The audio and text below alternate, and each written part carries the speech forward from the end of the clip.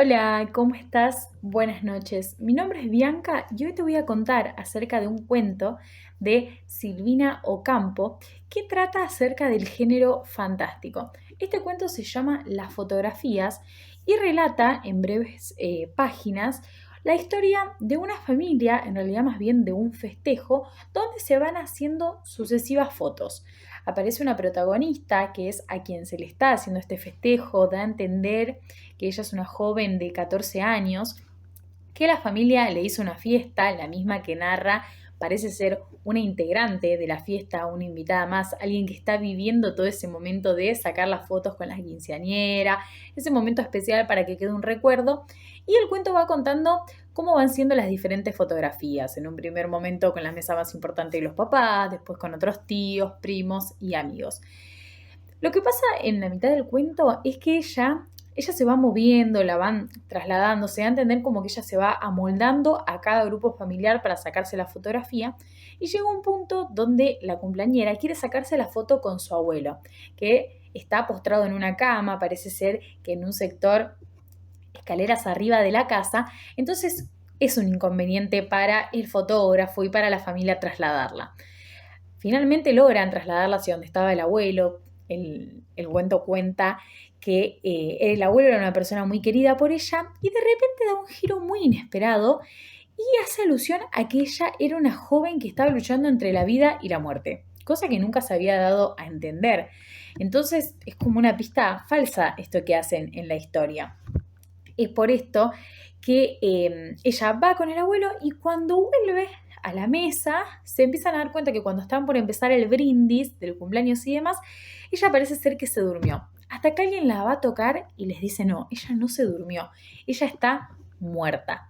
Esta historia que se llama Las fotografías retrata bien el hecho fantástico en distintos puntos, pero nosotros nos vamos a enfocar en la intensidad del efecto. Esto quiere decir que hay un impacto súbito en la historia que deja una huella en el lector.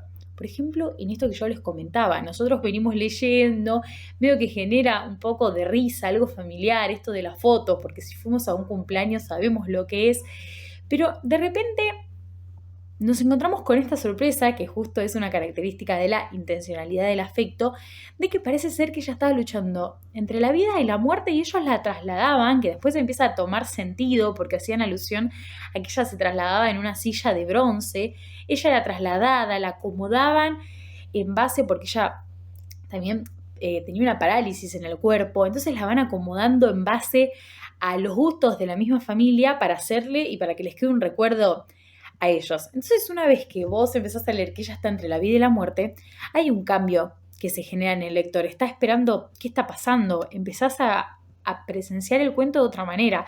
Vos en un primer momento decís, bueno, es re lindo, es la fiesta de 15, seguro la chica la está pasando re bien, pero después te das cuenta que al final tal vez era meramente para la familia, por todo lo que la estaban haciendo vivir.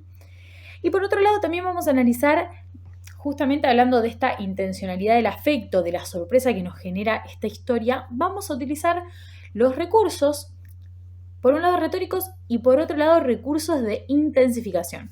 Cuando hablamos de recursos retóricos, hablamos de que la información se va dando en distintas capas, que hay falsas pistas, que hay un abordaje del lenguaje en esta historia que nos atrapa y que en algunos relatos es clave el logro narrativo. Justamente en este relato particular, si tiene la posibilidad de leerlo, es claro cómo ella utiliza un lenguaje coloquial, un lenguaje ameno, a veces hasta un poco guarro y desubicado para lograr conectar un poco y que el otro pueda ponerse en la piel. Y como la que narra es parte de todo el momento que se está viviendo, es mucho más cercano lo que genera este texto. Como les decía, las pistas falsas que en un primer momento parece como que la cumpleañera lo está disfrutando, pero al final ella era meramente un objeto para los familiares, si lo ponemos de una perspectiva de la enfermedad y del disfrute. Ella no lo estaba disfrutando porque no era consciente de eso.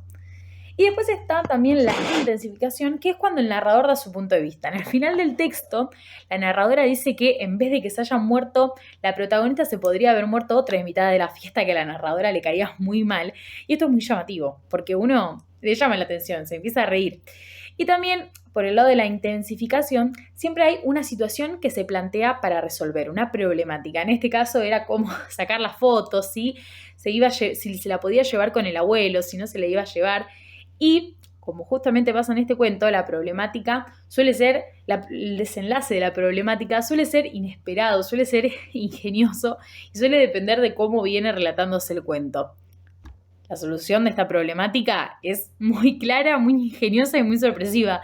Ella se va, se saca la foto con el abuelo que tanto quería y como si la vida dijera, hasta acá llegué, la vida de la protagonista, ella se vuelve, se sienta y dice, ya me saqué la foto con mi abuelo, que era un ser muy querido para mí, ya me puedo morir en paz. Y el resto, bueno, que se maneje.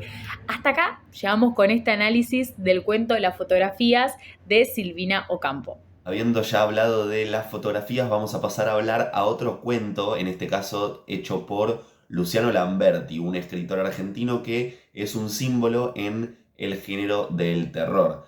Escribe poesías, escribe novelas, cuentos y antologías contemporáneas. En este caso vamos a estar hablando de La canción que cantábamos todos los días, que es un cuento de terror escrito justamente por Luciano Lamberti, que trata de una familia tipo de padre, madre y dos hermanos, en el que uno de estos hermanos en un viaje desaparece en el bosque y vuelve, pero según el hermano que cuenta, que relata esta historia, vuelve como otra persona. Esto genera muchos conflictos en la familia, sobre todo por parte de la madre de esta, que se muestra como muy violenta, tratando de saber qué le pasó a su hijo, porque claramente lo que está viendo no es su hijo, para terminar con que termina la madre en un hospital psiquiátrico y este hermano que relata la historia se encuentra en un tren al hermano desaparecido y vuelve a su casa con él y nunca se nos dice verdaderamente qué pasó con el hermano, si este era su hermano, si verdaderamente desapareció, si la persona con la que se encontró al final del cuento era su hermano. Y ahí vamos a el proceso o el concepto, por así decirlo, de la vacilación. Que la vacilación puede darse entre lo natural, lo sobrenatural y hacia lo fantástico, como justamente condición del género fantástico, ¿no?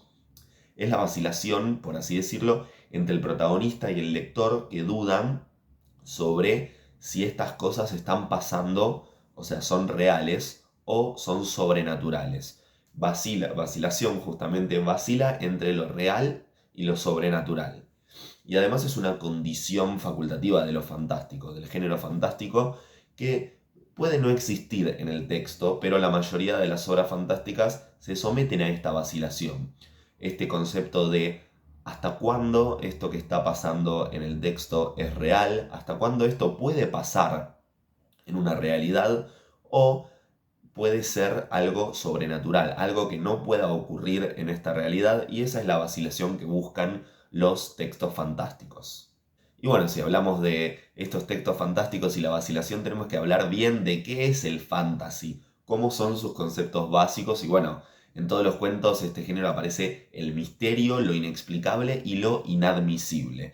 Si leíste muchos cuentos fantásticos te vas a dar cuenta que estos tres conceptos son ampliamente identificables en este género.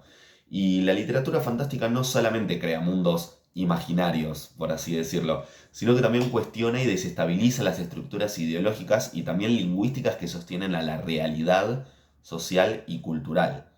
O sea, la realidad social y cultural es algo que este género trata de cambiar o trata de desestabilizar, justamente como mencioné anteriormente, a medida, bueno, justamente con la vacilación, con tratar de oscilar entre lo sobrenatural y las cosas que pueden pasar realmente. Lo hemos visto en el cuento de Lamberti, donde son situaciones cotidianas, pero se atraviesa lo sobrenatural, se atraviesa el hermano que es perdido, se atraviesa si es verdaderamente su hermano, ¿por qué no sería su hermano? ¿Existe un ente que copie las formas del resto? Eso es lo sobrenatural y eso es una característica muy remarcable del género fantástico. Hablando de otros conceptos, también hablamos de la problematización del lenguaje. ¿Qué es esta problematización? Bueno, es la manera en que la literatura fantástica desestabiliza la idea que el lenguaje refleja una realidad estable y ordenada. O sea, muestra que el significado de las historias siempre está en juego. ¿Qué quiere decir esto? Que bueno, está incompleto o está desplazado, siempre obviamente utilizando esa vacilación que veníamos hablando previamente. Y esto forma parte de la tesis de que la fantasía tiene un potencial subversivo. O sea, que no es simplemente vacío porque revela la inadecuación del lenguaje para contener el deseo, el inconsciente y la diferencia. Además, si hablamos del género fantástico, y el género fantástico terrorífico que está acostumbrado Lamberti, hablamos del concepto de lo siniestro. Lo siniestro, bueno, explora los miedos, los deseos y contradicciones reprimidos por la sociedad. Esto también lo explica en el texto Rosemary Jackson, que habla del género fantástico, habla de los monstruos reprimidos por la sociedad. Entonces estas fuerzas, como la muerte, la sexualidad, lo racional, son cosas que la cultura trata de ocultar en la mayoría de los textos porque lo ve como tabú. Y bueno, estas fuerzas reprimidas aparecen disfrazadas, por así decirlo, deformadas en lo fantástico, generando, bueno, esa sensación ambigua de familiaridad y extrañeza. Eso es lo siniestro. Algo que te genere inquietud de lo real que puede ser. O sea, a lo real que puede ser me refiero. Algo siniestro es algo que puede ocurrir en la realidad, pero genera esa extrañeza, ese sentimiento de que no estás seguro y, bueno, justamente en eso se basa el siniestro. Y este género subvierte las categorías estables de la realidad y del yo, poniendo en duda lo que se da por natural. Volvemos justamente a la vacilación, que se pone en juego lo natural. ¿Qué es lo natural? ¿Por qué eso es natural? Unas cosas son naturales y otras no. Eso es lo siniestro. Lo siniestro es qué tan natural es lo que está pasando. Porque si es algo real y es algo sobrenatural, te impacta. Y ahí vas a lo siniestro. Y bueno, el fantasy trata justamente de lo familiar vuelto extraño como mecanismo subversivo. Esto, bueno, envuelve un montón de situaciones cotidianas, ya lo vemos en el texto de Lamberti, con una familia tipo, cotidiana, normal, como cualquier familia se podría imaginar uno cuando piensa en una familia estándar, pero que justamente se vuelve extraño, rompe con la rutina, rompe con todo lo estipulado y eso es lo siniestro, te genera esa sensación de inquietud de que es algo que aunque suene poco creíble por el texto, porque justamente es fantasía, es algo que te puede llegar a ocurrir. Eso es lo que pone en juego el autor y eso es lo que siente el lector a la hora de leer este cuento. Por último, la relación más concreta con el cuento de Lamberti es que la canción que escuchábamos todos los días es algo íntimo, es algo hogareño, hace referencia a la rutina, hace referencia, bueno, a lo cotidiano justamente. Pero mientras va avanzando el relato, esa costumbre se empieza a distender y empieza a ser amenazante. Es algo que oprime, que controla, que deshumaniza y la cotidianeidad misma se convierte en una cárcel, porque terminan siendo presos de su propia cotidianeidad, de tener que vivir en la rutina con ese ente que al parecer no es su familia en el texto. Y bueno, la sensación del hermano narrador que está contando esta situación es algo ambigua, porque sigue participando, pero a la vez siente un malestar. Y eso le pasa también al lector. El lector continúa con la lectura de este texto, pero al mismo tiempo siente que algo raro está pasando y le genera esa situación de incomodidad. Y bueno, esa disonancia entre lo conocido y lo extraño genera la atmósfera siniestra que alimenta este texto. Esta atmósfera de justamente no saber si eso es algo que puede pasar o algo que no.